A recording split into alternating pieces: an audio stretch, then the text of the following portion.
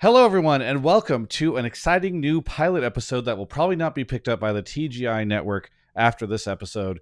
It's the Magic the Gathering show, beta edition. Woohoo! Because we're in beta. I decided to do this show about 3 hours ago, and I messaged a friend who I will introduce in a second, and here we are. I made these graphics in Adobe Express over the last hour. Anyway, let me go ahead and introduce my guest for the episode. It's none other than Zell, who graciously decided to do this.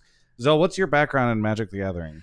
Man, I've been playing Magic forever. Like, I started as a kid. This is going to be extremely nerdy, but, Magic podcast. That's crazy. That would be nerdy. But I started Magic because I was in chess club.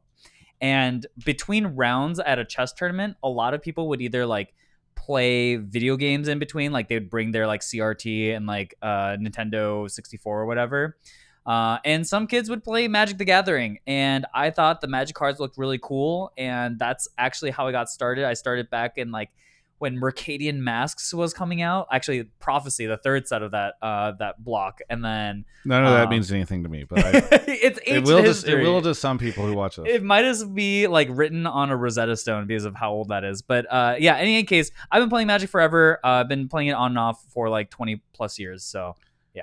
Yeah, well, I really enjoyed listening to so many people like yourself talk about their history with Magic, because mine is minuscule in comparison. I've been playing for a little over 2 years now. My first set was Commander Legends Battle for Baldur's Gate, which is a very strange way to get introduced to Magic, but also very apt for this time, because you're learning Limited and you're learning Commander.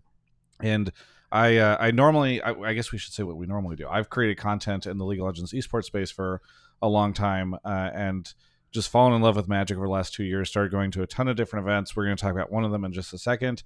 But yeah, really enjoyed it and spent a lot of my time consuming Magic content. And people have asked me, when am I going to make Magic content? And I was like, the space is too saturated. But I have things I want to talk about. So I've just decided, YOLO, let's see what ends up happening. And here we go. So... but yeah, I mean, what are you up to these days? Well, so I think most people know me from my time either with the League of Legends side of things or with offline TV. But most recently, I am now a salary man. I work for Hoyoverse. Game publisher. Yeah, I don't know if you're allowed to disclose. So no, I work for Hoyoverse. I work on Genshin Impact. Yeah, I do marketing with those. So yeah, that's awesome. And when was the last time? Because I have seen you in Magic content, but it was from a long time ago. So when was the last time you were in a piece of Magic content? Oh man, it's been a hot second. I think the last thing I had done was with Command Zone for Lord of the Rings. I did some tertiary content with them. But yeah, I think for Magic, for any reasons that anyone would watch me on Magic stuff, it would be with the Command Zone, because I've been friends with Josh and Jimmy from that channel since forever. They were kind of actually the reason I got back into Magic, because I had taken quite a bit of a break, and those two were the ones that actually kind of brought me back into the fold, and I've been stuck ever since. So. Well, and also, yeah, I mean, I remember going through some of those episodes as I was learning Commander, because I feel like watching all that is such a good way to understand what the big cards are and how people take their turns and all that type of stuff. And it was funny to see you in some of the old episodes. I think there was a garage that it was filmed in for a bit. Yeah, some sort of space. It was in the middle of Jimmy's old shared apartment with his brother. Gotcha. And okay. Yeah, we would just film at his dining room table. Maybe that's what it was. Yeah. Well, either way, glad to bring you back into Magic content with the first ever episode of a talk show. Anyway, we're going to be talking about a couple things, because this past weekend we went to Command Fest. We'll talk about how that went. Do you want to get your ideas on Bloomburrow? Because I've had a love-hate relationship with it so far. We're going to talk a little bit about Standard, which I know is something that will probably make sure that this episode doesn't get any views. And then I do want to just talk to you a little bit about sort of what's been popping off, or how Magic has been popping off in creator circles recently, especially given some of the interactions we had this past weekend and before that too. So let's get into it a little bit. Command Fest happened this last weekend. Was this your first Command Fest? Had you been to previous ones? I think this is actually my first Command Fest. Yeah. I have not been to many Magic events. And yeah, it was gracious for them to invite me to come hang out there, and I had a great time. That's good. Yeah. I've been going to all the Laughing Dragon Command Fests since, I don't know if I've missed one since Anaheim of last year. Anaheim was one of my first events that I went to. and I've really enjoyed it. And this weekend it was in Los Angeles, which is why it was easy for you, myself, and a lot of other friends to make it out to it. And I really enjoyed it. I had so much fun. I have the hot take that I actually, after going to two Magic Cons, I have the hot take that I like Command Fests more than Magic Cons. Oh, very interesting. Is that because why do you think that is, I guess? Okay. The Command Fests I've gone to are, and I'd love to see them grow, but they are much smaller. So, like in Chicago, there was not even space to play. Yeah. In Chicago, Famously, it was very difficult. And the events at MagicCons, I feel like, are way more expensive than what I've experienced at Command Fest. And full disclosure, like I get a pretty good deal, so it's not always necessarily me that has to worry about that stuff. But I have a lot of friends, and it's like it's crazy sometimes where I'm just like, man, this does not seem like it's worth it. Yeah. And then I think beyond that, I just like the vibes are a little bit better at Command Fest, and so I really liked it. What was your experience overall? No, I think you kind of nailed kind of what I really enjoyed about being at Command Fest that last weekend, because the vibe is just way cozier. You know, like there's not as much like crowdedness, and there's this kind of like a homey vibe to it all, right? Like you constantly see the same people like from event to event, and so you kind of build like just random friendships out of nowhere. And I think that's kind of the beauty of it. And like you said, with some of the bigger ones, like I've heard stories about people who go to them and like there's not enough space to play anywhere. So then people just end up going back to their hotel rooms to play, or in like a separate hotel in general to just like find space to play, which just seems very backwards to me. So I think like Command Fest, being more focused on just the play aspect, the hanging out aspect. I mean, I think that part of it was definitely the highlight for me. I just had a good time hanging out and just kind of doing random things. Like I kept the first day I went to like a bunch of events and like signed up to a bunch of things, and I was kind of exhausted by the end of the first day. And then it was like second day I was like, okay, you know what? I'm just going to keep it open. And I had a great time just kind of like tagging along with different people, just like exploring the different parts of the venue. And I just had a great time overall. Was there anything in particular, any games or matches or events that you played in that you really enjoyed? Yeah, no. So I played a Commander pod between a couple of our friends, but also a couple of people I had just met, and we had just an amazing game of Commander where it was like very back and forth, and it was one of those ones where it's like it's kind of like when you get done with a really good D&D session and everyone comes away with like a fun story from the session, and like that's kind of exactly, I think, what people should be getting out of these Magic events, right? And the fact that I was with people that I had never played with before, and like all this, like it's pretty much like the perfect Magic experience I think you could have as a Commander player. Yeah, so one event that I've played in twice now, they did this in Tacoma for the first time. They did it here as well. Is they did you do the Secret Lair event? I think yes, you did. yes. So for those, and I see some people in the chat who I recognize. Oh, so I'm shaking my desk. I see some people in the chat who I recognize were at the event this past weekend. But so some of them will also know this. But I really enjoy this format where they give you 2 secret lairs randomly. Yep. And then they give you 4 packs of whatever the most recent set is. So this one was Bloomburrow. The first time I did it was OTJ. First time it was actually 3 packs, and I think people realized, we need a little bit more to like make sure we can make these decks functional. And then you do like a 40 card limited situation. You can throw your secret lairs in there. Both times I've done it, I really enjoyed it. The first time I had Hydras and another set. The really nice like Japanese style watercolor layer that has like burgeoning in it, I think. And like Mystic Remora. Yeah, Mystic Remora, yeah. So Retreat to Coralheim. That one just worked out really well because it was a ton of green blue. Yeah. In both those sets or both those secret layers, and then also just I opened a bunch of that in my OTJ packs as well. And then this time I did it, and it was a little bit more messy. I had the insect secret lair, and then I'm trying to remember actually what the second one was, but I went okay with it. But my friend who was sitting near me, she got both Planeswalker secret lairs. So she got the baseballing one, and then she also got one of the like little chibi ones. Little walkers or whatever. And so I was just very jealous of her because I was helping her like figure out what her deck could look like, and I'm just like, I would rather play this because this seems really Yeah, cool. yeah. I definitely in the secret because I did one of the secret layers and I did pretty well in it. And all the people who were like 3-0 were Yeah. people who had soul rings in their decks. You know, Yeah, it's yes. like you can get some like ridiculously powerful secret layers for a limited deck. And I didn't have a soul ring, but like I had the poker faces one. Oh yeah. And that one is like mostly red and black. And my red and black pool from my random packs were good too. And then I had the cereal box one. So I also had Atali. Oh, that's the other one I got. I got the cereal box. Yeah, one, yes. and like Atali is ridiculous, and Yeah. so my secret lair deck was amazing, and yeah, I love that little kooky format. It was just so weird, but I had a lot of fun doing it. Yeah, I had the other milk one that has like the who's the is it Sakamura? Is that the name? Sakashima, Of the, Sakashima. yeah. Yeah. So I had that one, and that went okay for me, but yeah, it did not come together as well as like the first time I did it. But it was still really fun, and I like that because from what I can tell, I think this was something that like Laughing Dragon put together is the first time I had seen this type of event, and so I think it was really fun. One of the things that has made me bummed about the Command Fest stuff is that there's a misunderstanding because of the title that the only thing you can do is play Commander, and you go there and there's actually a ton of events. Like half the time I wasn't playing Commander, I was playing like limited events or something, some sort of chaos draft. There's a whole modern tournament that was going on at the same time as well. Yeah.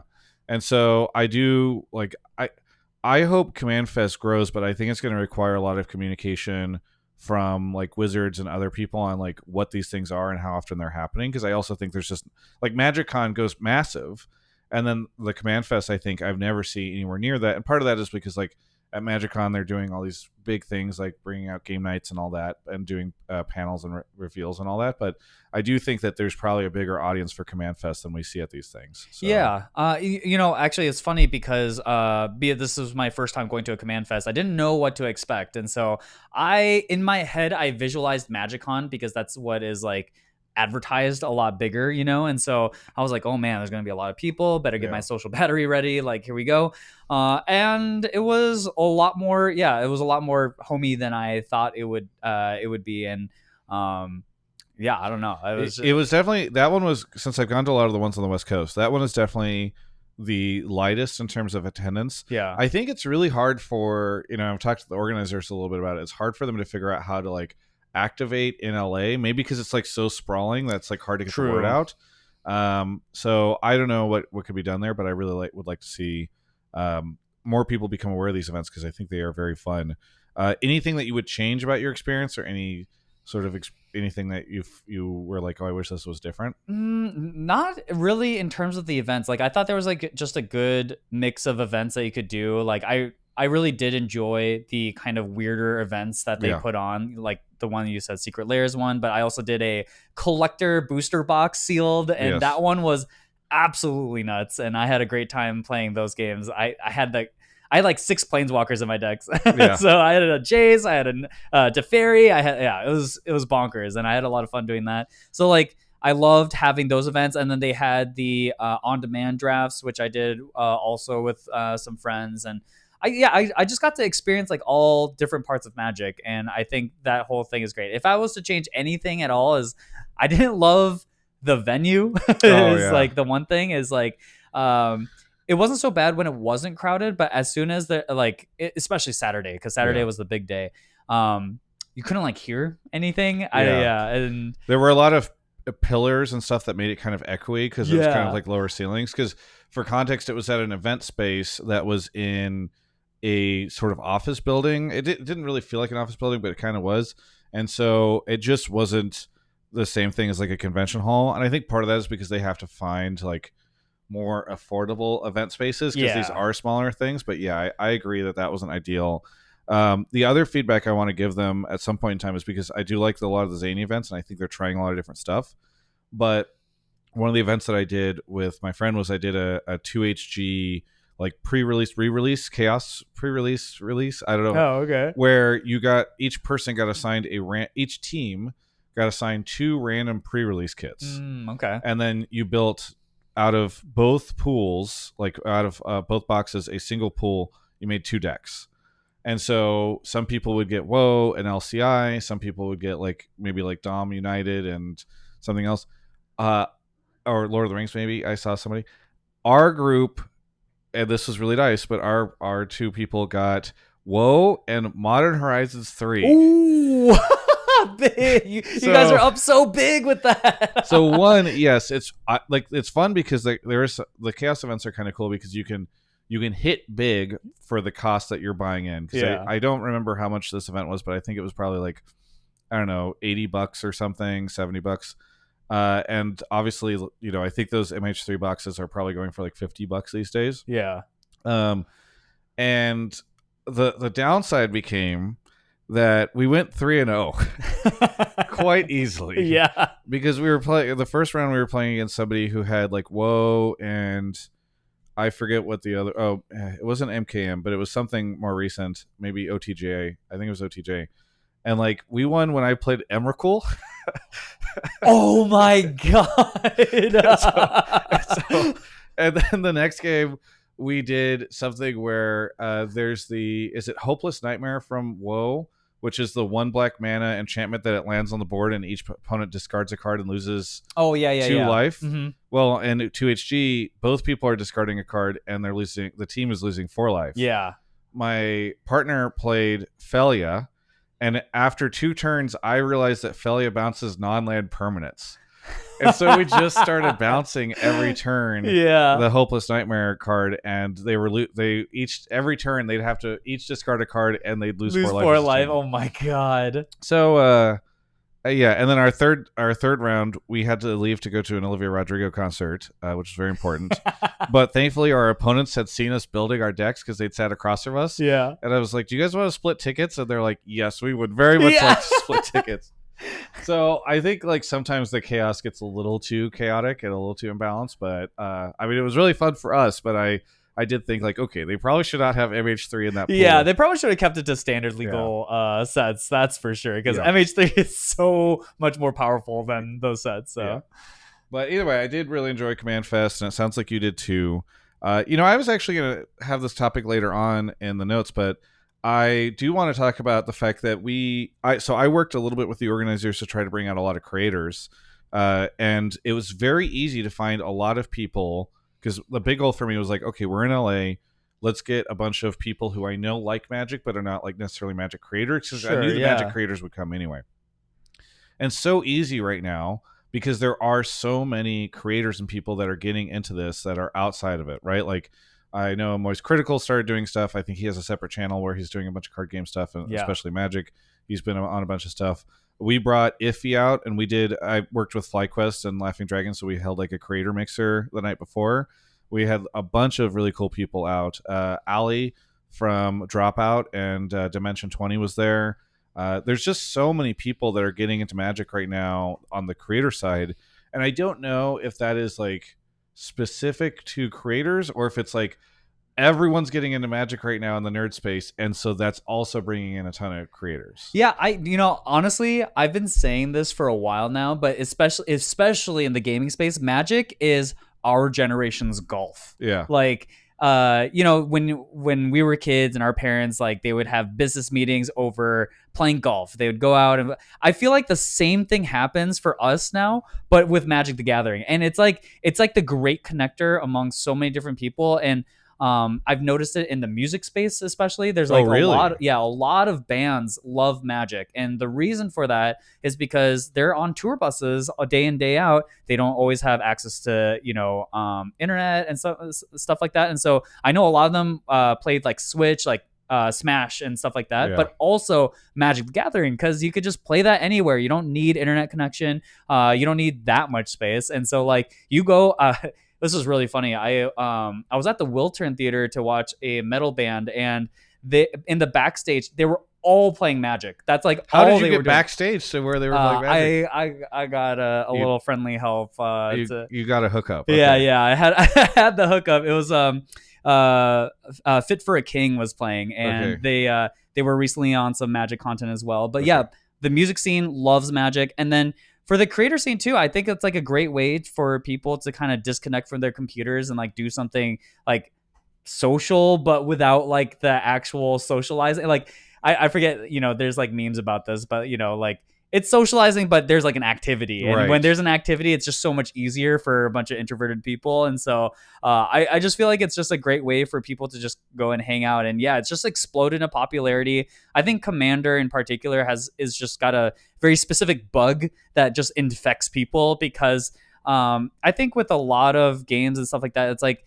hard to be creative. And I think Magic is one of those games, especially nowadays, because they give you so many avenues for building commander decks where you get to kind of like be you and like express that through cardboard. And because of that, I just feel like, yeah, it's just so open and inviting. And that's why like so many people from all sorts of different walks of life just come together to play Magic. And I think that's pretty cool.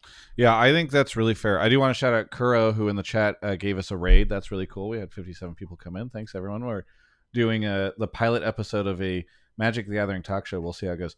But yeah, I guess we saw Mountain Goats do a secret lair, so clearly they're into it as well. So I guess you're right. There are one very prolific musician really likes Magic the Gathering. I don't think we need to even mention his name, but it is true, I guess, that a lot of musicians are in the space. I hadn't really thought about that. I should have thought to figure out how to reach out to musicians in the LA area to come to hang out at the Mixer or Command Fest.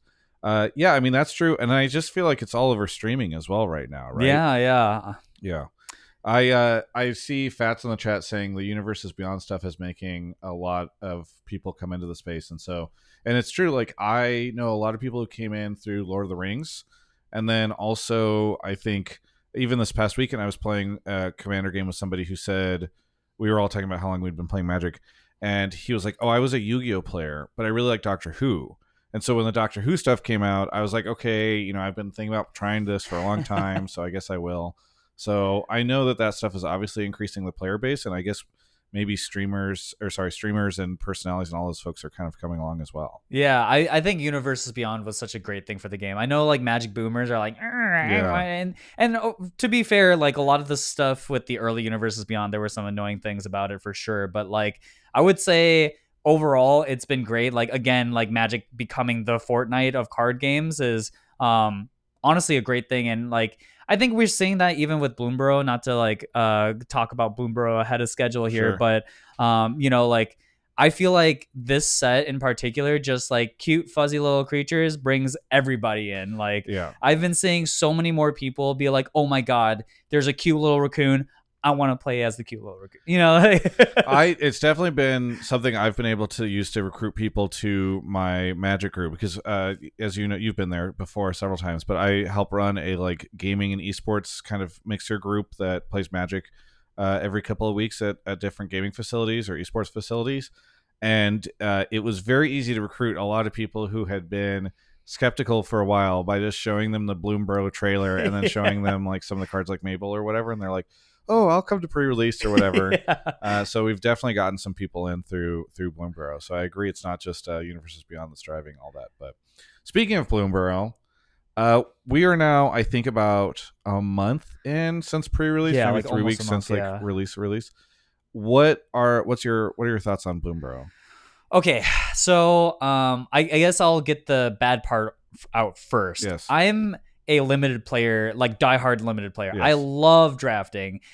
Bloomburrow is absolutely terrible for drafting. Yeah. But that said, I love everything else about it. Like I don't know anything about the lore, to be fair. I haven't kept up with the lore side of things, but in terms of just like card aesthetic and like what the new cards do and I don't know, just like the cute critter, like thematic of it all. Like I feel like all of that stuff has just been like a 10 out of 10 for me. Like everything outside of the limited experience has been great with Bloomburrow. And I think this is like, it's like unfortunate the limited is what it is, but I feel like this is definitely going to be a set that a lot of people are going to have a lot of fond memories of in the future, because like I feel like the thematic and the popular cards and commanders that come from the set, like those are going to be things that people will stick to.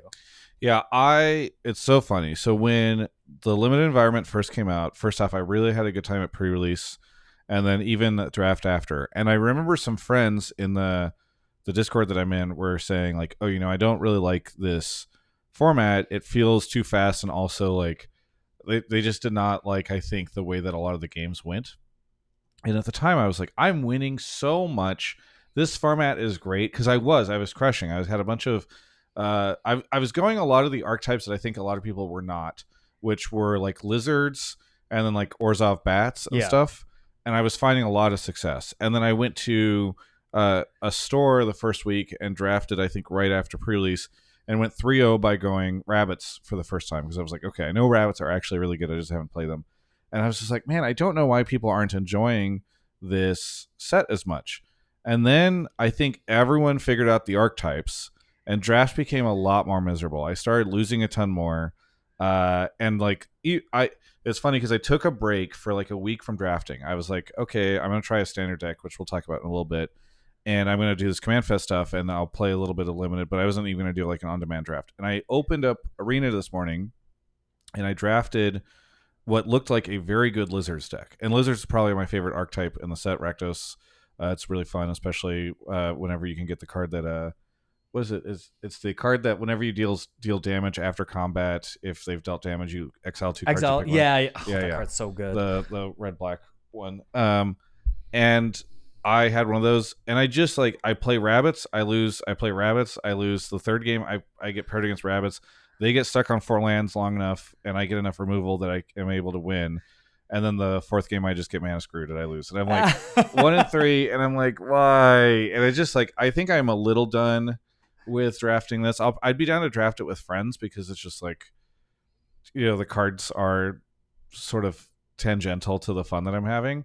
But I definitely, I think this is my least favorite Limited format in a while, at least unless I figure out some other thing. I get to this point sometimes in Limited where, like, in a lot of sets where I feel like it's figured out, and then people figure out like 2 or 3 more decks that are going to work out really well. Like in the beginning of MKM, everyone hated it. They all left because they were like, red white is too aggro, and then a lot of people figured out how to solve it. And everybody was running. I started running a ton of Selesnya stuff and all that, so it was really fun. I think Selesnya Detectives, but I don't think that's going to happen in Bloomburrow. Yeah, I was going to say, so like, okay, so I read something on Twitter about how people said, like, yeah, a lot of the experienced drafters aren't going to like this set, but it's better for beginner players because things are more on rails and stuff. But I think this has gone too far in that direction. Yeah. And I think even people who like want to learn Limited are going to find themselves pretty disheartened in the set when they're like, oh, I want to like do the cool thing that my colors are supposed to do, and then you just get steamrolled by 2 drops and removal, and you're like, well, was that really like, did I really get to experience my deck at all, as you just get face slammed by aggro? And so I think it's a little unfortunate. I do want to say though, one thing I really like with the set just in general is that, like, something I noticed is that when people draft the set, they have like a preset direction that they want to go because they like a certain thematic, right? And like, I think it's kind of like MBTI a little bit, where like people are like, oh, like I just feel like a bad guy, so like I'm just gonna draft white black, and I think that kind of stuff is like really fun for players to get behind. And like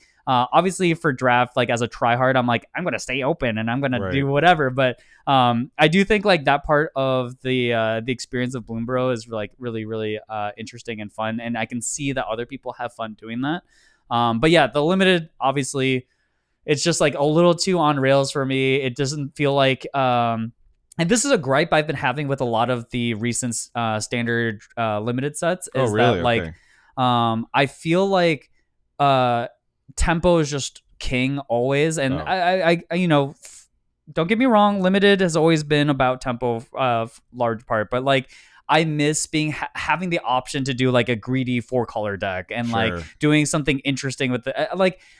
I remember when Streets of New Capenna came out, and it's like the whole thing was like there are 3-color archetypes. Like everyone's supposed to build around 3 colors, and the way the format turned out was everyone just jammed two drops in 2 colors, and you would just get tempoed out. And so I was like, well, what's the point of the set being like having a lot of fixing and being 3 colors when everyone just dies so quickly? And so like, I would say like outside of OTJ and like MH3, a lot of the recent Limited sets, I just feel like I'm not getting to like be creative in my draft. I feel like it's just always like 2-drop and fishing removal. And Did you feel that later on in MKM? Because I definitely felt like MKM felt like that in the beginning, and then eventually I started figuring out all the crazy tech around like certain disguise creatures, or doing, as I said, like the Selesnya detective stuff, and like making the game super long, or even like all the graveyard recursion that you were able to do in that set. Like I felt like that found some late game tech that I really liked. Unfortunately, I didn't draft that much of that set, but I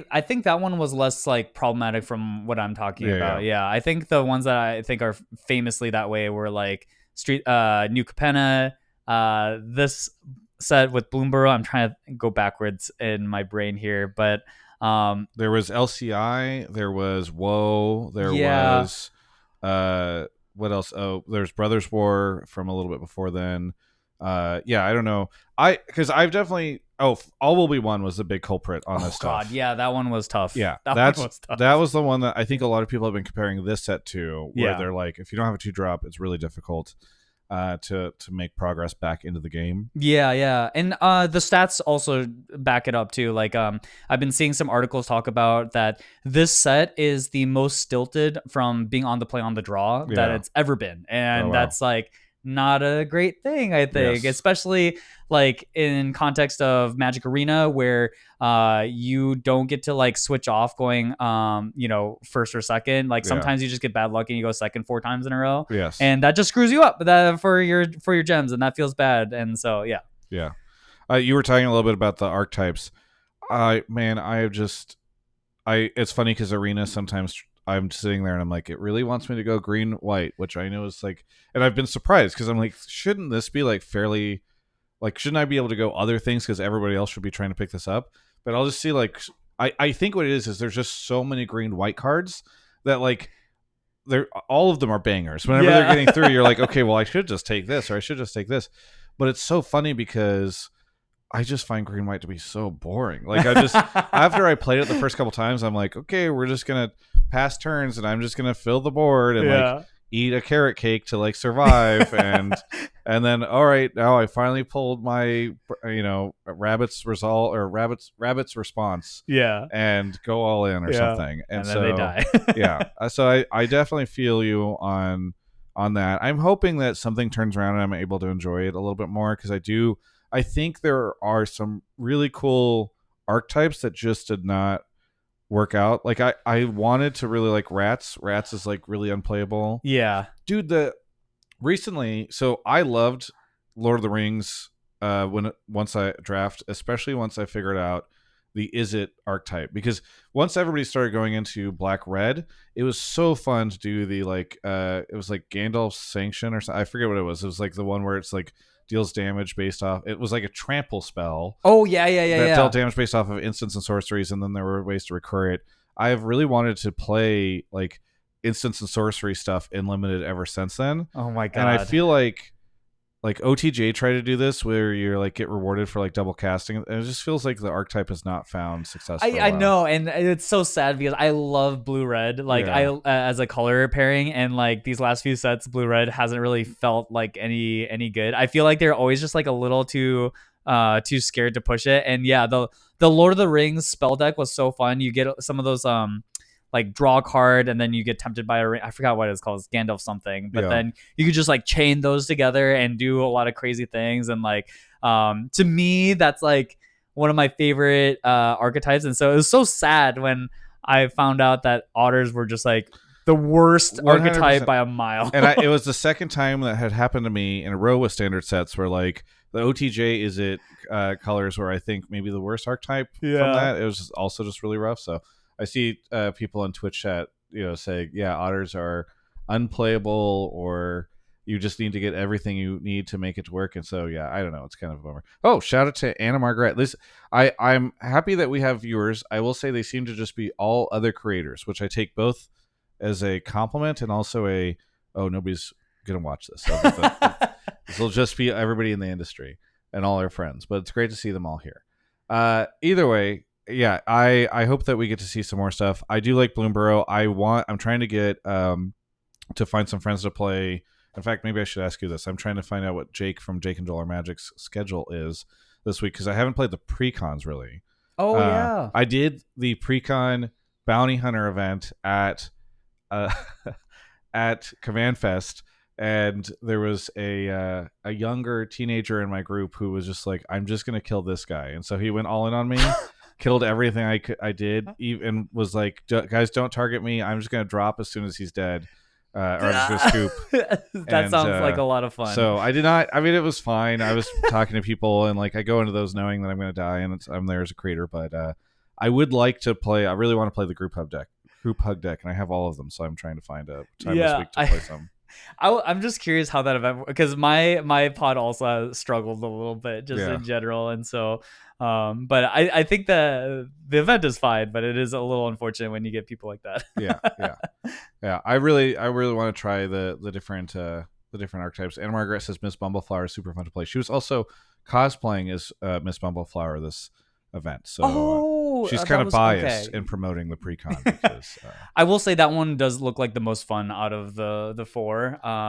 I like raccoons, but I didn't like the archetype that it was in that much. So well, and my current my favorite my favorite deck right now is actually an upgraded Nelly Borka deck. She was the Goad commander from MKM. Oh, okay. It's super fun to play, and so I think what I'm realizing is I just like a lot of the political decks, and so I want to try another one and see if it's just Nelly or if it is like the politics stuff that I like a lot. So we'll see. So but Bloomburrow's been fun.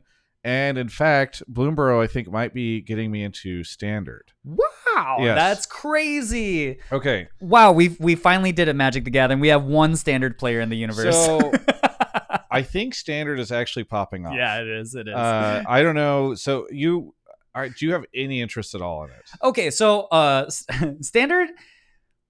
Okay, I've been playing since Standard got introduced. Like before Standard, there was Type 1, Type 2.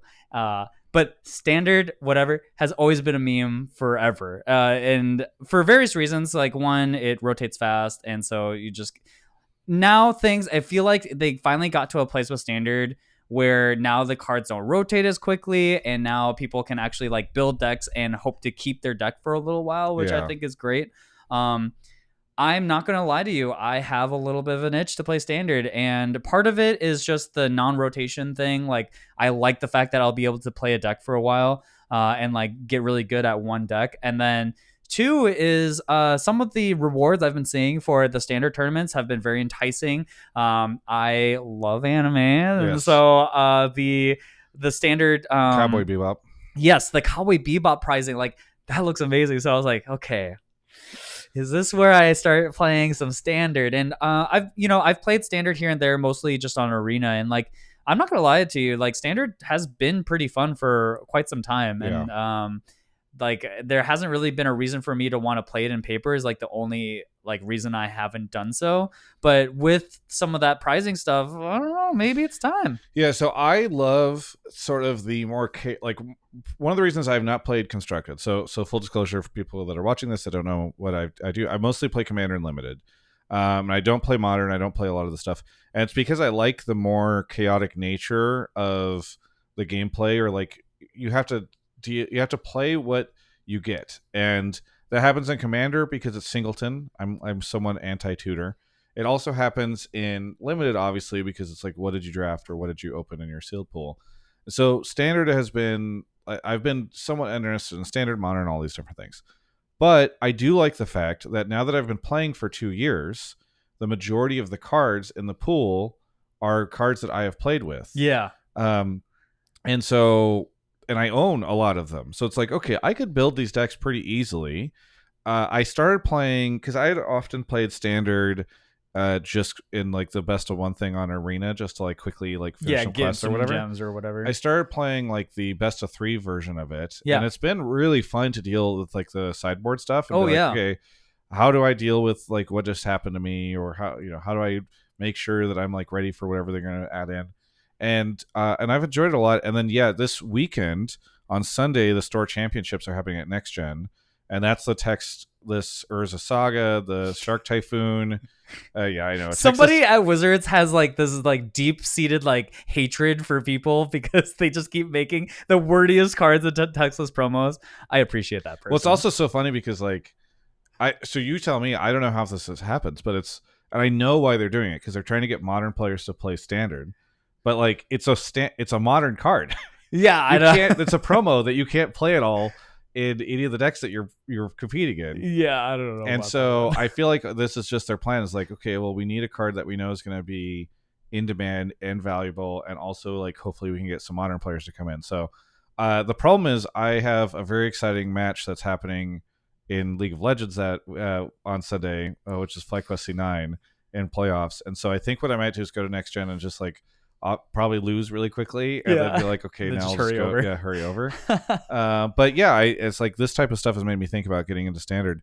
Have you heard about how, I know we have it in the notes, but have you heard about how the card prices in standard are like really popping off in the last week? Yeah, I mean, that's the kind of the thing with standard being around for longer, right? Like now that the cards cycle out less, people are more confident into buying up standard cards because that they are, yeah, they'll be around for a while. I mean, okay, I've been out of standard for a little bit, so I don't remember Shieldred. I think Shieldred's still in standard. Shieldred like just kept going up, and it was like at some point like $90 to $100 card, Yes. and I think it was largely due to standard. Yeah.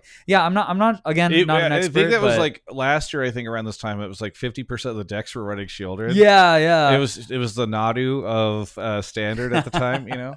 I think Nadu is the Nadu of, but Yes, yeah, like and so I think it's interesting. Like people are a little more confident to buying into standard, which I think is healthy for a number of reasons. Obviously, it sucks if people who are tighter on a budget, they want to build it into standard, and now they feel like maybe they've been get kept out of it. But in the long term, it's going to be cheaper for you because you're not cycling out as many cards. So yeah. I think it does a couple things. Like one is it makes standard packs more enticing to open and have more fun with, because I think like for a while, I think standard sets haven't really been fun to just like buy packs of. You needed like the bonus sheet. Yeah, you needed something like that to like be surprising in the packs, and at least now like some of the value is back in the packs, and so I think that's exciting for people who just like cracking packs. And then I have in the notes Deep Cavern Bat from LCI is a $4 uncommon, or it hit $4 last night, and I think it's down to like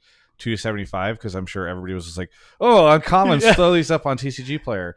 And then the Urbrask's Forge, which I guess got autocorrected to Crabgrass Forge in my notes, is up like 400 or 500%, I think, in the past week. Yeah. Because everybody's using it. You know what that is? It's like, God, do I remember that card? All the dudes over and over. I've been killed in that by that card many a time in limited. Yeah. So yeah, both of them are in the deck that I'm planning on playing, which is if I do get into standard, and I've been playing on Arena, which is like Cruel Claw. So you play, it's Rakdos. You play who's the Discover 3 ancient geologist or something that they banned in Pioneer, right? Oh, okay, yeah. It's the 4 cost. You discover 3 whenever you play it. Twitch chat will know. You also play the dinosaur that discovers, I think, 5. Geologist, yeah. And and then you're also playing Cruel Claw, and so you just get to play all these cards for free. Yeah. And it's been really fun for me to play, and I feel like I should be able to throw it together, and it seems like I do pretty well. I'm sure it's just because I'm like climbing the ladder, and eventually I'll start to hit people that are going to be hurting me, but. It's just been cool to see. I like kind of the lower power of standard and all that stuff. Yeah, it's definitely a different feel than like modern or legacy, where things are absolutely out of control. I'm kind of curious, like, how has your standard like journey gone so far? Like, how have you been enjoying it? So last year when I would play best of 1 standard, it was really annoying because I was running into a ton of Azorius control. And then a ton of like mono black or just black decks that had so much removal. And it was aggravating to me because I could not ever get on the board. And the games would go so long because you're just getting counterspelled endlessly, and then you're also getting like so many. It's like, okay, cut down, some other removal or something. It's just like over and over, everything gets removed. That was really aggravating for me. I feel like with the rotation, some of that Azorius, I know Azorius control still exists because I played against it a little bit, but it does not feel as prevalent as it did. Mm-hmm. And then also, I think there might have been some removal that has gone. Also, Shieldred kind of is not as dominant as she is. I think I don't know if it's the end, which is I think the card that like you exile a creature card, then you get to go look in their library and remove all of them. Rid of all of it. I don't know if that was part of it, but she's definitely not as around as much, and so it's been much more palatable. I've had a lot less frustrating games, in that way. So have you played any at all? I haven't played this standard yet, so Yeah. I don't know anything about it. But I was just kind of curious because like I think there's going to be some amount of people who get into the game because of Commander, like yourself, but then get interested in the 60 card formats, which I think is a very different brand of Magic. And so like it's just kind of interesting because I am naturally a competitive, as they put it, a spike, and so like I gravitate towards competitive formats. And so it's always interesting to hear like what people like and what they discover through playing a competitive deck, like how that feels compared to playing Commander or Draft or whatever. So I don't know. I was just curious. Yeah. I'm curious to see if I end up getting tired of it. I do think there's a chance that you just. One of the things I don't like about Constructed is how frequently you can have the same experience over and over again. Yeah. And I've talked to our friend Sherman about this. He really likes Modern because he loves that within like somebody could play a single land and he already knows every other card that's in their deck. Yeah. And he's like ready to play against it. I find that really exhausting and mentally taxing to have to like memorize all the meta decks, know exactly how to play against all of them. Yeah. And to often have like the same experience over and over again. Mm-hmm. Whereas in Limited, yes, I ran into rabbits over and over again this morning. But you get a lot more like unexpected gameplay. Somebody gets like some crazy card and it just changes the whole nature of the game. So I am wondering if I will get tired of playing Standard, but I do want to give it a whirl. I just need to finally get the cards together from my piles of cards that are in this room and in the closet behind you. Are we going to see Travis on the Pro Tour anytime soon? I am just not good enough. I do think, the best I've ever been at a game, I got way back when I was in college, I got Diamond in StarCraft 2, and then it took 10 years, I think, and then I got Diamond in TFT. So I can do like the boomer mechanic games, and so there's a chance that maybe I could be decent. I just don't know if I want to grind that much Magic, I don't know. I don't know. I'm always I'd always just be curious because I like seeing people sort of I follow oh my god, what's her name? Oh, I'm so bad. Sometimes I like with people I know really well, I just forget their names. Yeah, but you know their face. Yeah. And know their face. But anyways, she's been tweeting a lot about her kind of journey through I think it's Standard or was it Pioneer? Just her competitive card journey in general. And it's always just like interesting to see the kind of journey that people take on and like what frustrations they see, what they've learned from it. I know she's been taking a lot of coaching from people too. And like, I don't know. Again, I love competition. So I just like seeing more people like get in there and compete. And Yeah. People think Rebel. That's right. Twitch it's Rebel. chat. Oh my god, Twitch Rebel. I'm so sorry. It's fine. I do this all the time where I always can think of a person based off of like my mental image of them. Yeah. But like the name is always like detached from that, and then I have to like do the mental work to reconnect it. So it happens to the best of us. But yeah, it is interesting to see. And I also will say that I like listening to like the MTG Goldfish podcast or listening to my friends and learning what is happening in the other formats, like hearing about the dominance of Nadu and like wondering what's going to happen. And I think I also, part of the fun for me in Magic is that there are so many elements to it. Like there's the finance element of it. Like it's part of the reason I like that Jake and Joel, our Magic content, is because they do a cool job of like bringing in Commander, bringing in some finance stuff. They'll like reference some of the other formats sometimes, and then you could go to a different place and you can have a completely different like there's so much variety and experience on things to talk about in Magic that it's fun to get into because it's like an endless well in some sense of content and conversation. But yeah, it is interesting to see how all these formats are shaking up. I feel like more people talk about Standard right now than Pioneer. Yeah, I don't know what happened to. There was a time period where Pioneer felt like it was really taking off, and then I think the format kind of got solved, and then people got really frustrated with it. I know For a while, I think people have been saying Nykthos. I don't know if you know what that land is, but Yeah, isn't it? It's your devotion, yeah, right? yeah, it Yes. adds Yeah. mana equal to your devotion, and like people have just been doing busted stuff with that land for forever, and so I think a lot of people have just been tired of Pioneer. It's funny because like you said, like everyone's kind of like talking about each other's formats, and right now I feel like everyone's hand shook in the middle and being like, Wizards, please fix this. Yeah. Because like I feel like I just hear nonstop just like doom posting about their format, except Yeah. Standard, funny enough. So. Are people complaining a lot about Commander? um I I I feel like it's all modern right now. Like all the doom posting, I feel like is modern, but maybe I'm missing man, some stuff. if you just listen very closely, you can hear the squeal of some small voices of legacy players talking about like Psychic Frog and Okay, like yeah, this yeah. stuff. That's fair. And then modern's always been popular, so you get a lot of people talking about modern. And then Commander you just always have somebody who's got something to say about Commander. I feel like Yeah. Twitter discourse on Commander is endless. So Well, we have about 5 more minutes, so I figured maybe we could take some questions from chat, or if there's anything that folks want to hear us talk about right now, we can get those in. But again, thanks everybody for tuning in for the first episode of this. It's really fun to talk about Magic, and I don't think that the Magic space needs me to make content in it, but maybe I need to make content. I don't know. maybe you're the chosen one. Who knows? Yeah. DMUX says, Travis, time to try CEDH. I feel like CEDH is probably maybe not counting like Legacy and stuff like that. CEDH is probably the last format I would try. Really? Why is that? I'm just curious. Oh, I just don't enjoy the like infinite combo stuff. I don't enjoy stacks. Like part of the reason I haven't been playing as much with a lot of our friends is because they like infinite combos, they like stacks and just casual. But it's different when everyone's doing it. Yeah, but like that's why I don't play modern even, is because I feel like the game just starts to become all these crazy things where you're just like firing off. I don't know. I think maybe my favorite deck is like a mid-range deck or whatever, and those I don't think exist in. Oh, they formats. do. That's Really? funny. Yeah.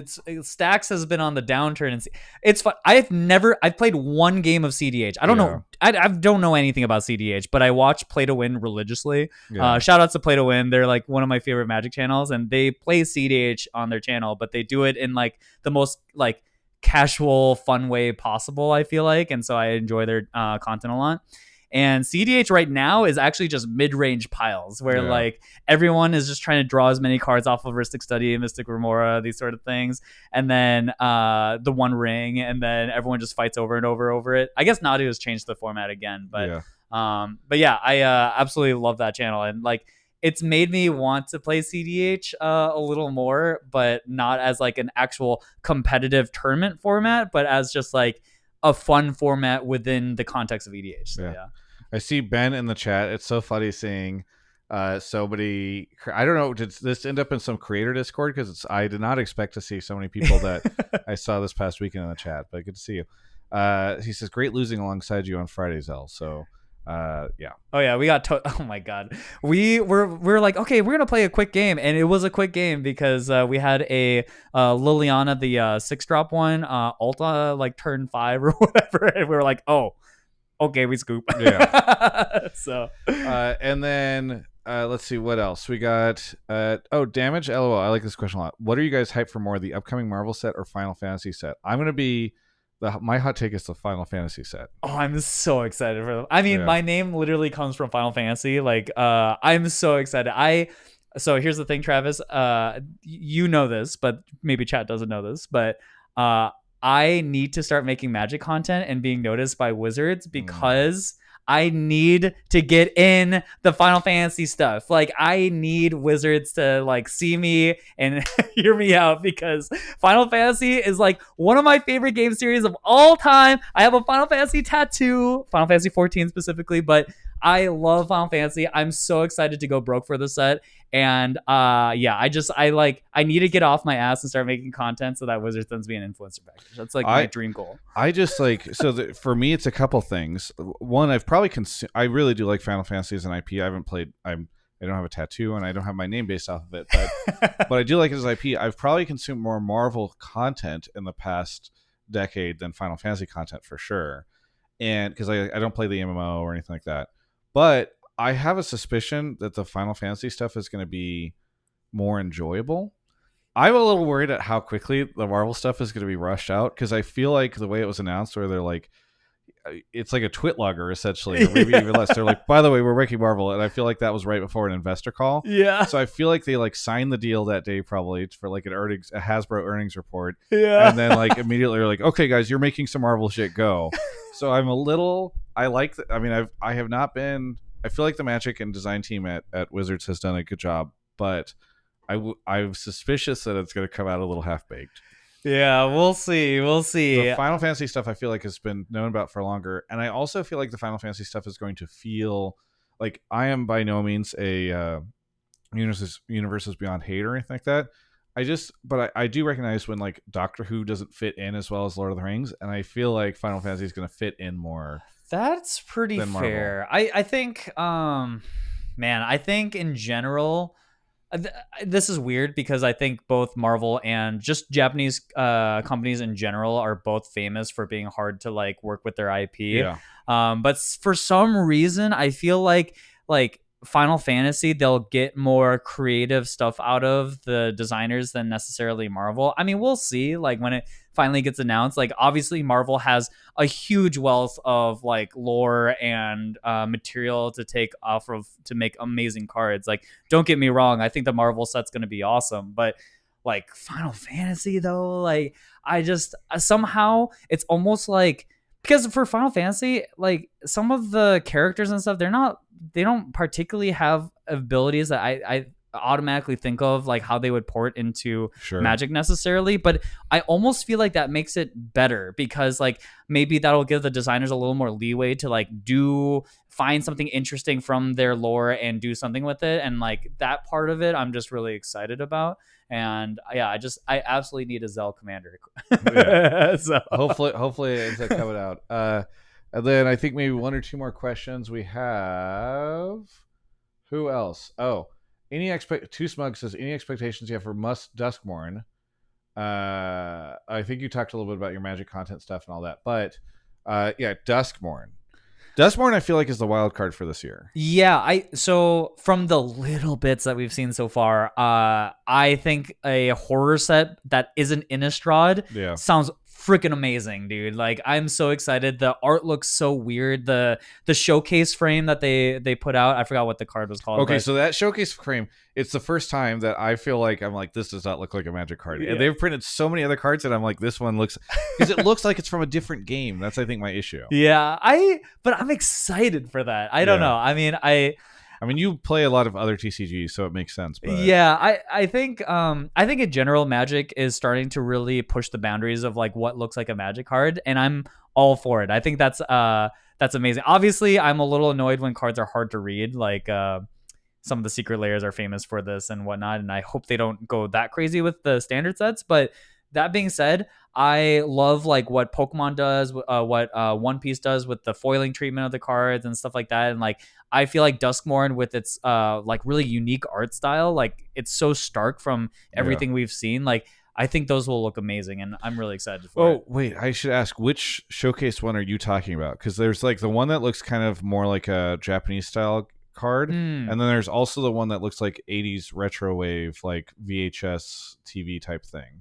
Have you seen both of them? Wait, maybe I haven't seen both of them. I'm gonna see if I could pull them up. I'm gonna break our little thing here. People will see me pop into your screen just because I want to do this, and then it's gonna be an issue because I don't have the capabilities to show it on stream. So I just want to get your live reaction. So there's this one. Yeah. And you've seen this one, I guess. Yeah, this one I've seen. So we're looking at right now the overload of the Hauntwoods Japanese showcase. Yeah. Then there's also this one, which is a just a general showcase, which has this kind of like 80s retro wave type look to it. The retro wave thing doesn't do it for me as much. I love the other showcase art. Yeah. I love that thing. Yeah. That thing. They Japan can't see right showcase. now, but it's the Overlord of the Hauntwoods. Yeah. Yeah. Folks gonna look it up. Maybe in the future. You don't like this? Okay. Here's the thing. I think it looks cool, but I think so much of this looks like it's from a different game. Like if you told me this was a card from, and admittedly I've not played Yu-Gi-Oh, so I don't know exactly what they look like, but in my mind it feels more like a Yu-Gi-Oh card or a It's one of the many different Interesting. Japanese card game cards. I just think this one looks so sick, man.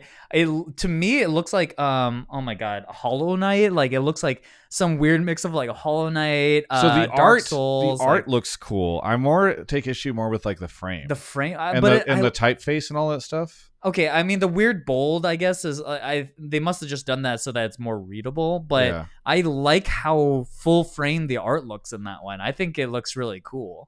I'm dropping this into chat as a giant URL, and so I'm sorry for the people that are watching the VOD, but in the future I will have to figure out if I keep doing the show, if I'm doing it in person or if I'm doing it online, because it'll be easier to pull stuff up if I'm doing that. But I think Magic, unlike League, you have to pull up a lot more stuff. Yeah, when people are talking about it. So either way, yeah, I don't know what to think about the Duskborn stuff. I think I'm waiting to see what the gameplay is like, because I think LCI was a similar thing for me, where like last year I was like, I don't know what LCI is going to feel like, and then it came out and it was a banger. Yeah. Okay, so, predictions out of 10. What do you think Duskborn is going to be like? Off of pure gut feeling, and maybe you can revisit this on a future I'm trying to episode. think of like what the scale would be, because I don't have as much context. How would you rate? How is Bloomburrow for you? I think Bloomburrow is like a 9 out of 10. I think it's like, even with the limited. Because yeah, I put so much stock on like, do I enjoy playing this? Because I would put that's fair. I would put Bloomburrow at like an 8, because I think like theme and feeling it's like a 10, and then my like enjoyment of the limited experience right now is like a 6. Yeah.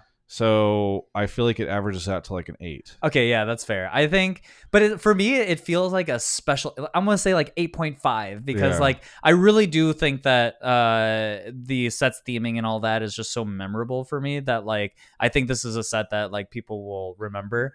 So yeah, I would say 8.5. Like Outlaws of Thunder Junction, I enjoyed that set a lot from a limited perspective, but pretty much everything else was like kind of forgettable for me. So like I would give that just overall like a 7 out of 10, maybe. Gotcha. So. Yeah.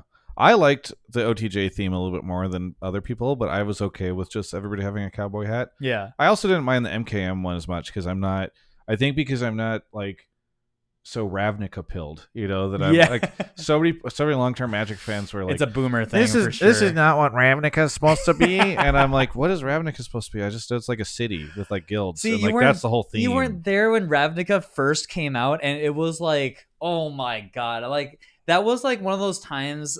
I mean, I don't know what set you've played in so far that like it feels like such a groundbreaking one, but Ravnica from the ground up was just like, oh my god, this set is the all-timer of all-timers. Yeah. Who do we know who the designer is on Duskborn? Is it the same person that did LCI? I actually don't know. Because I think that would be what would help my prediction. But I think I'll say it's like an 8. Like I bet you, I imagine gameplay will come in at like an 8, and then I imagine theme will feel like an 8, so it'll just like average out for me. Okay, yeah. I don't know, but yeah, we'll see. I'm gonna say this is a sleeper. I'm gonna say it could be one of the big ones of the year, even maybe more so than Bloomburrow if the limited set ends up being good. So I could see it. It's so funny too, because after that we have Foundations, which doesn't feel like it's a set that's coming out this year, because it's sort of like it has no identity in my mind. Yeah. So all right, well, either way, thanks so much for coming on. Anything you want to shout out? I have a TCG channel that is mostly One Piece related, so you guys can go check that out. I do plan on one, making content again, but two, making Magic content on top of the One Piece content. So hopefully you guys can go check that out and enjoy that. And my stream also, twitch.tv/Zell, where I actually play more Magic more than anything else. Really? So. When was do you stream often? Not really. Okay. I was gonna say I don't follow you, I think, and I realize I might. You just don't stream. But okay, cool. Well, people can go check that stuff out. For me, I would just say this was a massive stream. I think I was not surprised that we'd hit 95 followers. We had basically every influential person in the entire Magic community in the chat. So I would say Dragon Shield, Ultimate Guard, TCG Player, Card Conduit. Like, my inbox is open. Feel free to hit me up. I will take I'll take some free product if anybody is interested in that, and then we can keep talking. But either way, thanks so much everyone for watching. This has been an untitled Magic the Gathering show, the beta episode, and we'll catch you probably not ever again, but maybe.